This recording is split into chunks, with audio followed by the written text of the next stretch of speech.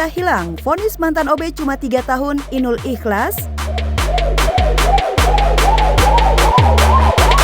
Permintaan Inul Daratista agar mantan office boy yang melakukan pencurian di kantornya dijatuhi hukuman setimpal telah terpenuhi.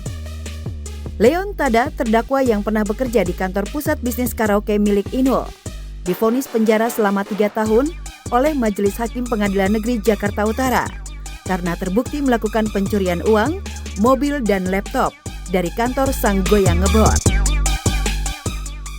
Hukuman terhadap Leon Tada lebih berat dibandingkan dengan tuntutan jaksa yang menuntut hukuman 2 tahun 6 bulan. Dan putusannya sesuai dengan dakwaan penuntut umum terbukti melanggar pasal 362 dan dijatuhi pidana penjara 3 tahun. Manusia mah nggak ada yang sempurna ya, pengennya nggak puas aja. Tapi kalau menurut pertimbangan dari Pak Jaksa dan Pak Hakim, menurut saya itu udah layak lah gitu. Berapa tahun yang sudah diketok dan diberikan kepada Pak Hakim dan juga Pak Jaksa, itu menurut saya sudah yang terbaik. Leon Tada telah dijatuhi hukuman setimpal atas perbuatannya. Namun Leon tidak mengembalikan barang-barang yang digasaknya kepada Inul. Dari pengakuan Leon Tada, semua barang di kantor Inul yang dia curi dan nilainya ratusan juta rupiah telah habis untuk berfoya-foya. Lantas bagaimana reaksi Inul mengenai hal itu? Udah nggak bakalan kembali, udah kita ikhlasin, nggak bakalan kembali. Saya berterima kasih sama Pak Jaksa dan Pak Hakim yang sudah memberikan hukuman. Apapun yang diberikan, saya puas, matur nuwun. Udah ya, thank you. Dan hasilnya menikmati itu tidak cuman untuk foya-foya ya, yang jelas untuk foya-foya pergi kemana gitu. Jadi dan tidak yang dikembalikan sama sekali. Untuk mobil kan tidak ketemu. Yang bikin Inul sakit hati, kelakuan Leon bak pepatah air susu dibalas air tuba. Inul yang sudah berbaik hati menolong Leon untuk tetap bekerja di kantornya, justru malah melakukan pencurian yang merugikan Inul. Karenanya, istri Adam Suseno ini menjadikan kasus Leon Tada sebagai pelajaran betapa pentingnya memegang kepercayaan dalam setiap hubungan kerja. Inul pun berharap peristiwa semacam itu tidak akan terulang lagi kepada perusahaannya. Kalau saya mah orangnya isi going kok, kue minta maaf ya tak maafin, ya udah. Tapi ini jadi buat perhatian buat pegawai-pegawai saya, macam-macam ya bu, brengosnya kumis pindah merene dari garang kan.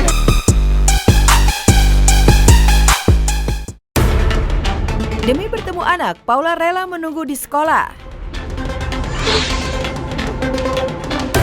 Demi melepas rindu lama tak bertemu kedua buah hatinya, Keanu dan Kenzo, Paula Verhoeven rela menunggu berjam-jam di halaman sekolah dua putra tercintanya.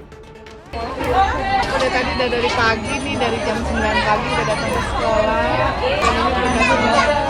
Tapi kemarin udah beli ini, supaya anaknya nggak kehabisan, udah pada habis. Ini anaknya udah datang nih. Kita tunggu ya.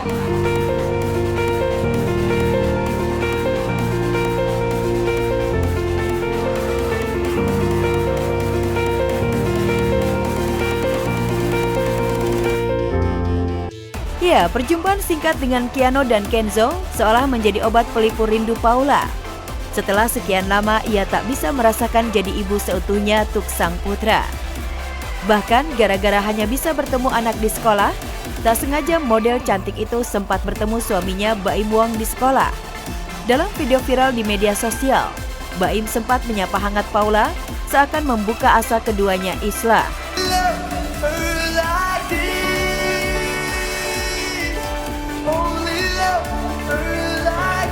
Iya, nggak direncanain itu.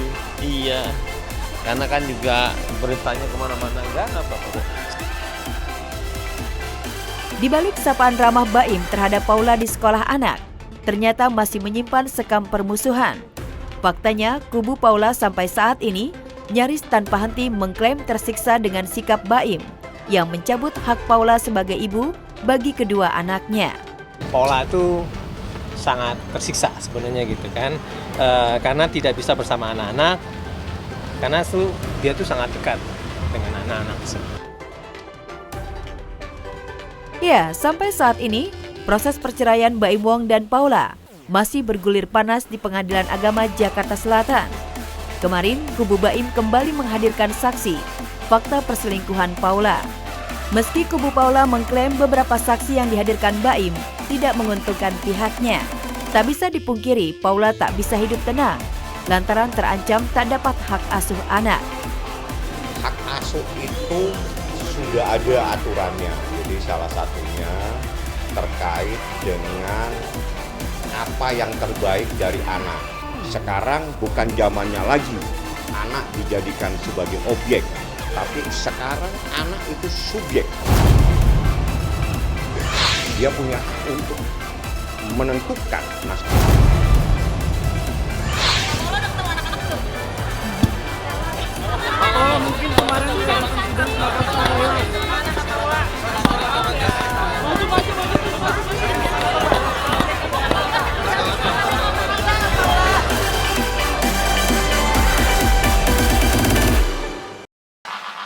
Usai nikah, Haldi Sabri melarang Irish Bella main sinetron, bongkar profesi baru istrinya.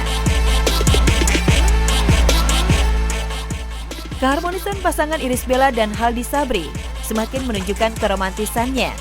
Banyak orang yang ikut senang lantaran kini Ibel telah kembali menemukan kebahagiaannya setelah cerai dari Amar Zoni. Selain kini dipanggil ibu negara dan kemana-mana naik mobil canggih sekelas Hammer SUV seharga 5 miliar. Namun ada pula keputusan mengejutkan dari Haldi yang tiba-tiba melarang Ibel untuk kembali main sinetron. Saya ditanya, ayah, aku masih boleh main sinetron nggak? Tidak boleh, tidak boleh. Keputusan Haldi sontak menjadi perbincangan para warganet dengan berspekulasi alasan Haldi melarang Ibel untuk berakting lantaran kekhawatirannya akan cinta lokasi dengan lawan main.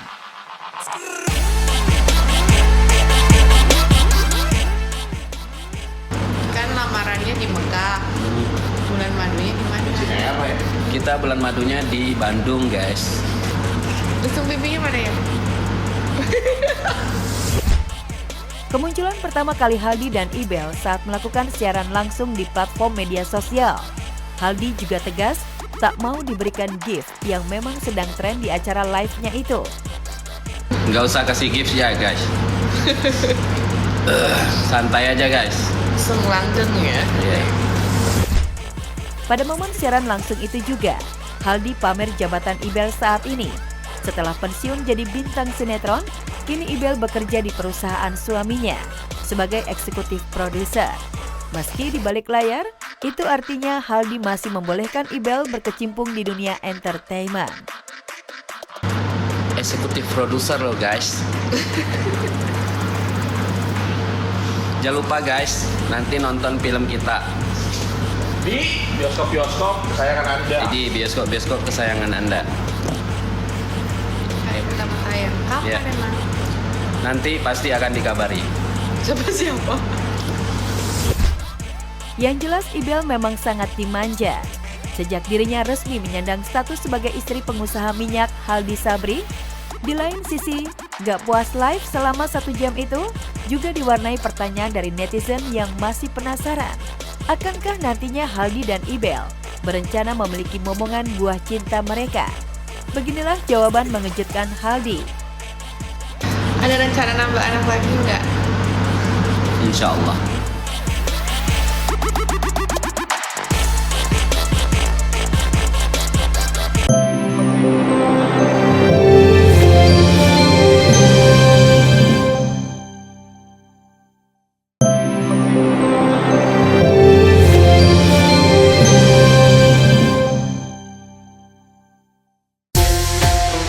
Tekad Atta Halilintar konsisten bangun masjid dan pesantren.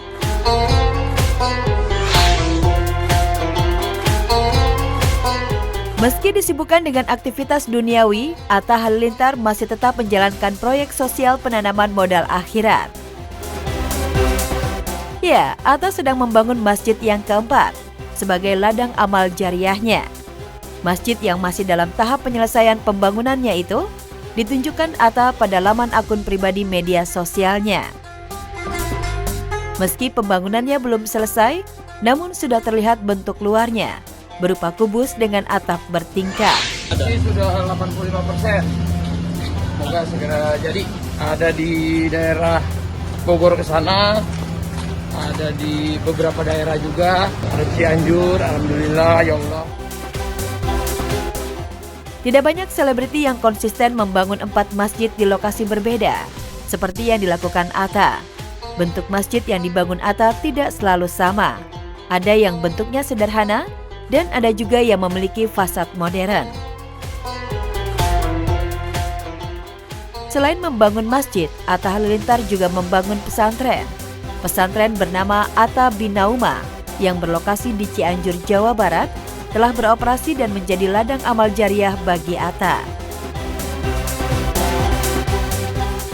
Suami Aurel Hermansyah ini berkomitmen akan terus membangun masjid dan pesantren di berbagai daerah.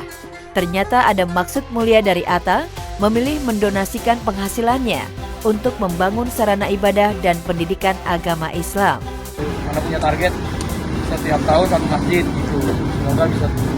Target itu target pribadi ya. Semoga dilancarkan aja, nanti pengen di yang keempat ini pengen ngajak semua istri anak semua ke sana. Kita lihat langsung biar jadi motivasi buat anak-anakku ngikutin ayahnya gitu.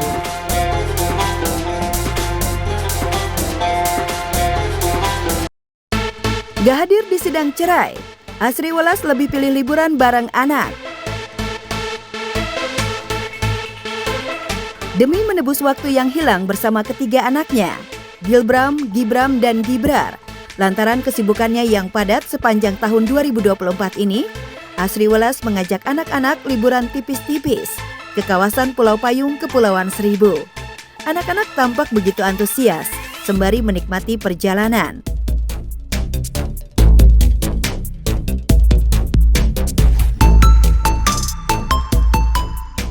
Berbagai aktivitas dilakukan Asri begitu tiba di Pulau Payung, seperti bermain mobil ATV, snorkeling, sembari mengawasi anaknya yang asyik berenang.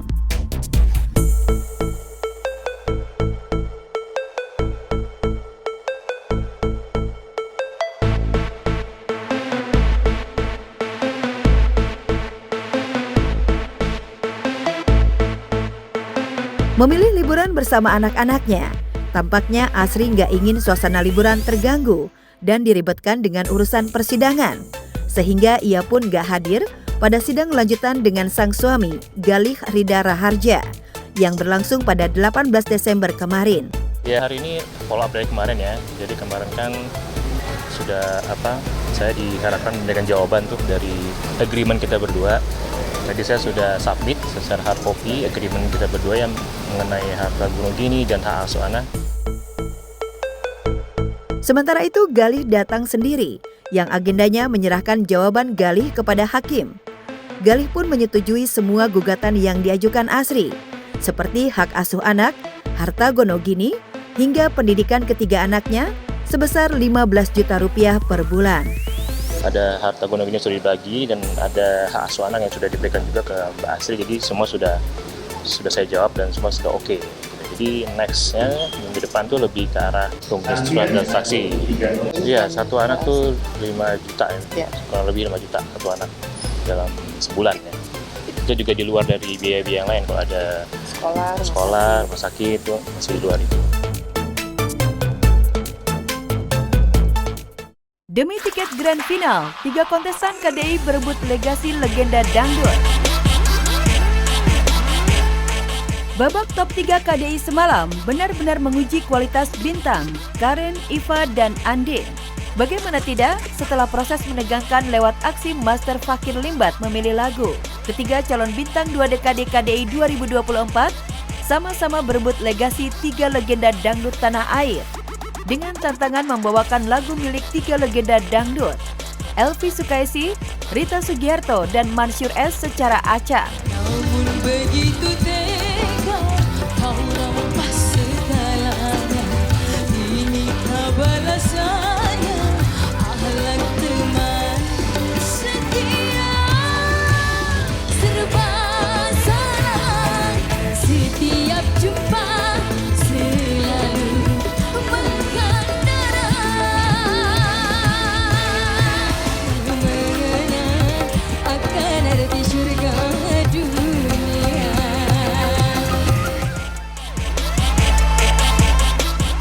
Ya, persaingan ketiga kontestan menuju grand final makin sengit.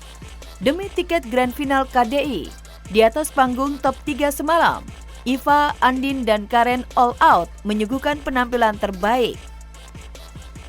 Karena sekarang mulai pinter kan kontestan yang sekarang juga dengan latihannya, keseriusannya mungkin. Mereka bernyanyi, yang perlu memang penyanyi itu adalah untuk menyanyi selalu notasinya, bernyanyi dengan note yang benar. Seperti itu. Terus juga tempo, ya. Tempo itu harus betul-betul dipikirkan.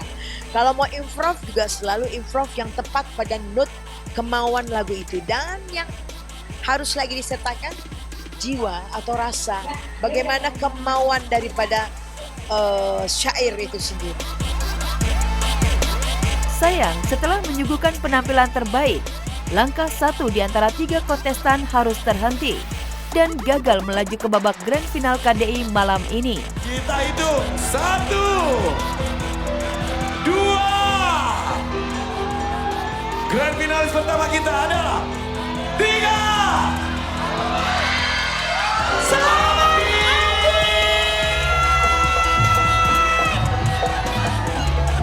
Oke, kamera hilir. Selamat kamu menuju ke grand final bersama dengan Andi. Iva menjadi juara 3 Betul untuk sekali. di kontes KDI 2024. Kami juga ucapkan selamat kepada Iva